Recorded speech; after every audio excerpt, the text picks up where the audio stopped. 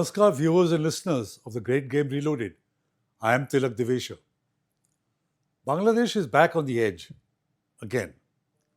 Sheikh Hasina Wajid, former Prime Minister, was sentenced to death on 17th November together with former Home Minister Asaduzzaman Kamal.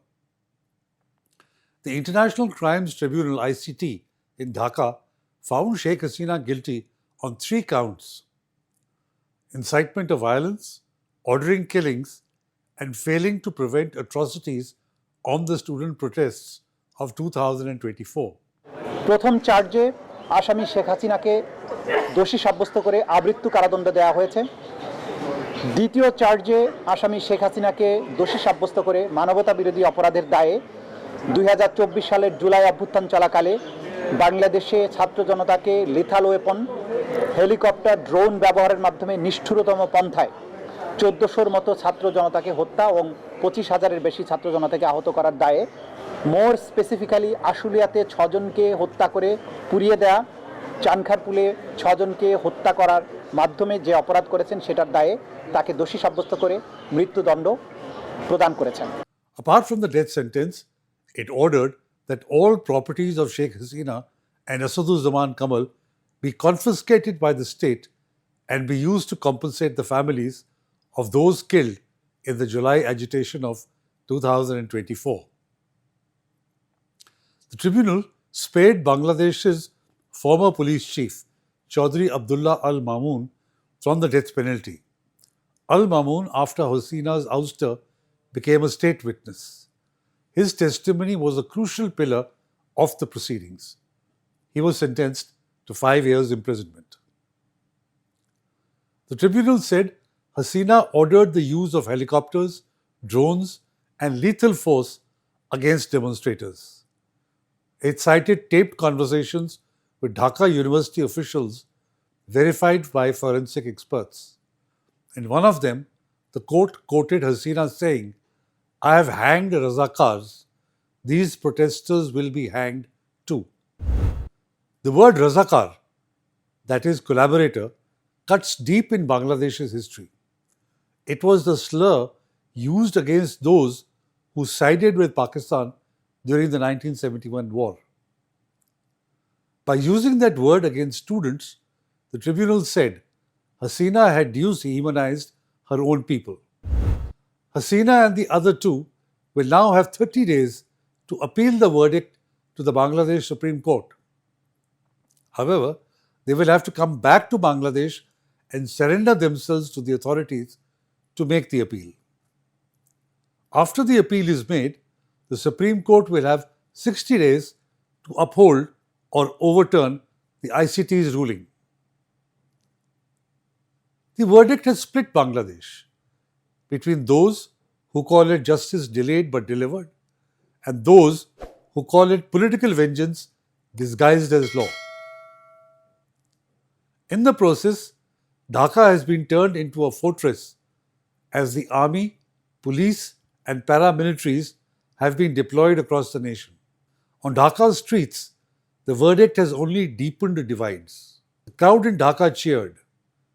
Victims' families wept and distributed sweets outside the court.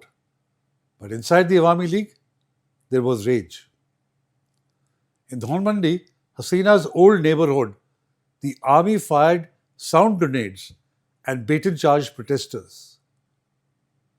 At Dhaka universities, students danced and distributed sweets. In Gopalganj, Hasina's hometown, Awami League supporters lit candles and wept.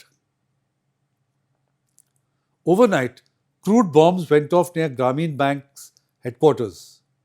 Trains were torched. The city went into lockdown. Bangladesh is once again on the brink, not of another coup, but of another civil conflict. If history sounds like it's repeating itself, that's because it is. In 1975, Sheikh Mujibur Rahman was killed by soldiers claiming to save the nation from dictatorship.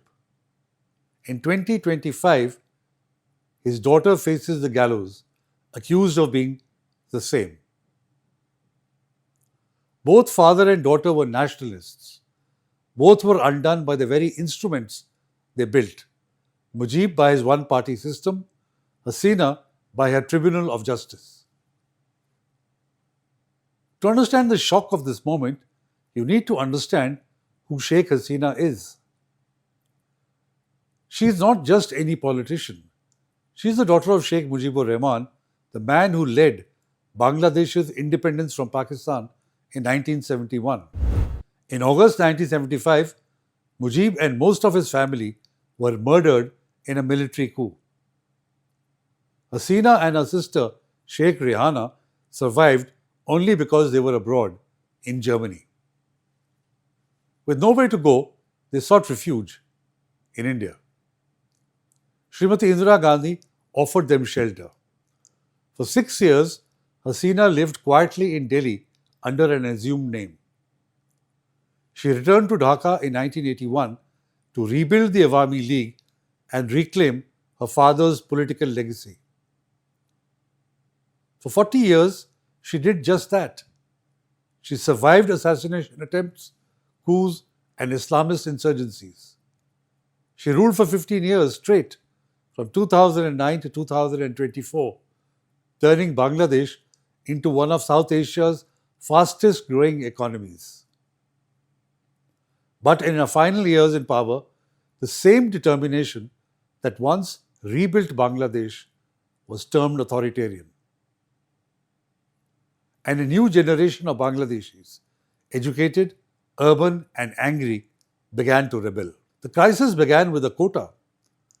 For decades, 30% of government jobs in Bangladesh were reserved for 1971 war veterans, the freedom fighters, and their families.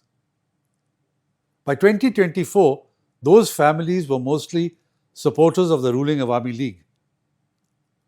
To young graduates, the quota became a symbol of cronism, of a nation stuck in its past while their future disappeared. Unemployment among youth had reached 15%.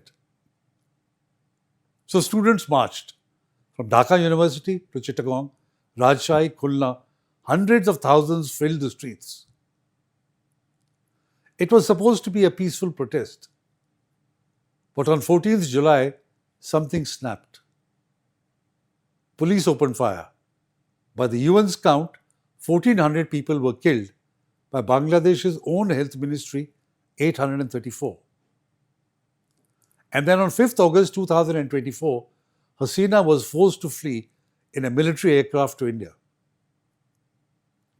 Once again, India became her refuge, just as it had been 50 years earlier. 3 days after her flight, Muhammad Yunus, Nobel Peace Prize laureate and founder of Grameen Bank, was sworn in as chief advisor, head of an interim government, tasked to organize elections. Yunus instead focused on staying in power.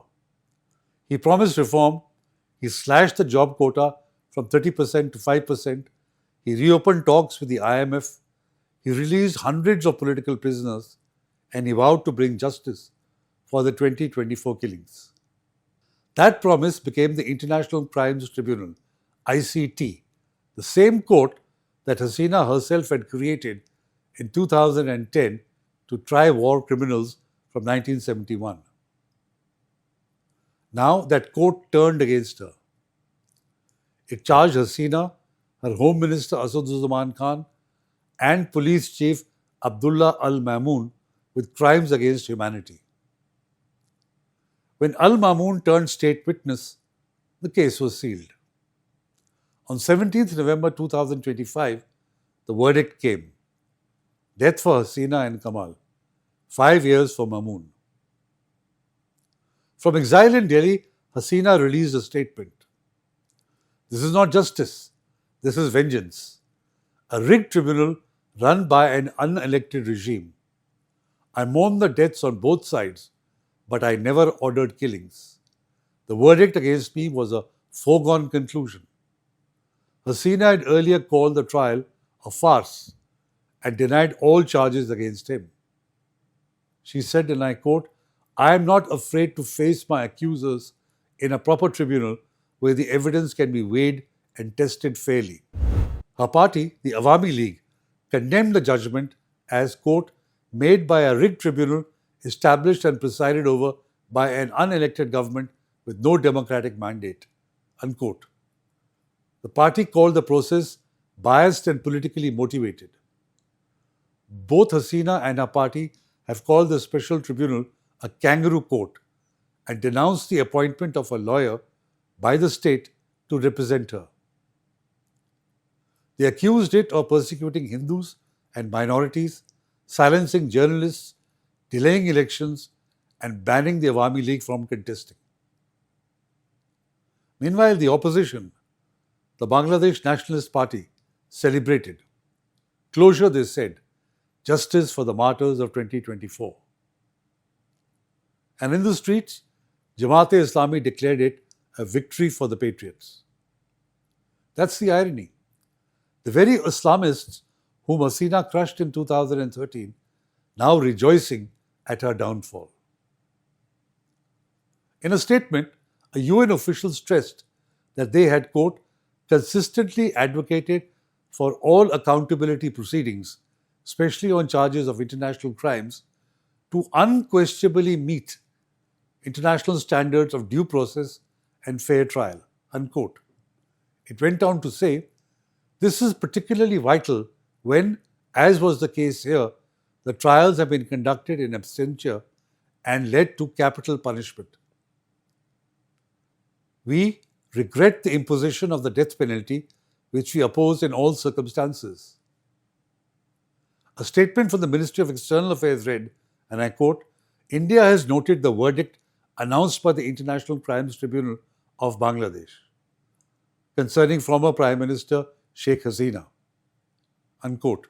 It added, quote, as a close neighbor, India remains committed to the best interests of the people of Bangladesh, including in peace, democracy, inclusion, and stability in the country, unquote, it said.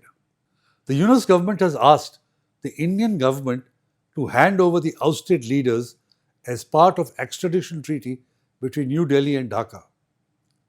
Yunus's law advisor, Asif Nazrul, said, and I quote, if India continues to shelter this criminal, it must understand that such an act is unfriendly to Bangladesh and its people, unquote.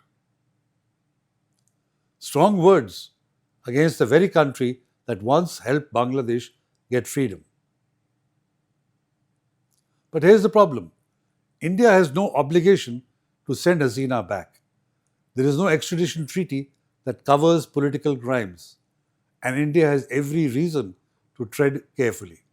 I think they know very well how to handle this extradition request. I don't think the Indian government is going to respond to such an illegal request. Because extraditing Sheikh Hasina won't just hand over a former Prime Minister, it would hand over a symbol. A woman who represents the old secular order of Bangladesh, the one aligned with Delhi.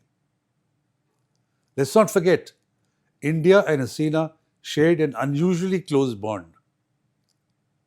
Under her rule, Bangladesh became India's most trusted neighbor. She cracked down on cross-border terrorism, banned Northeast insurgent camps, and opened up connectivity projects that redefined the region, from Maitri power grid to the Agartala-Akhora rail link. India returned the favor with trade, defense cooperation, and diplomatic backing. Hasina's lawyers say they will appeal, but only if she can safely return to Dhaka. The tribunal says her sentence takes effect from the day of arrest. Meanwhile, Muhammad Yunus plans elections in February without the Awami League. That means Bangladesh will have its first vote in half a century without its founding party on the ballot. If that happens, it won't be democracy. It will be demolition of everything Sheikh Mujibur Rahman built. 50 years ago, she fled to India seeking refuge from assassins. Today, she seeks refuge again from a verdict of a court. there is a deeper anxiety that Bangladesh, once the model Muslim democracy, is slipping into radicalization that Hasina had pushed back successfully against. For Bangladesh, this is not closure. It is a reckoning with its past, its politics, its promise, and its future. I am Tilak Devasher. Thank you for watching. Do like, share, and comment. Namaskar and Jai Hind.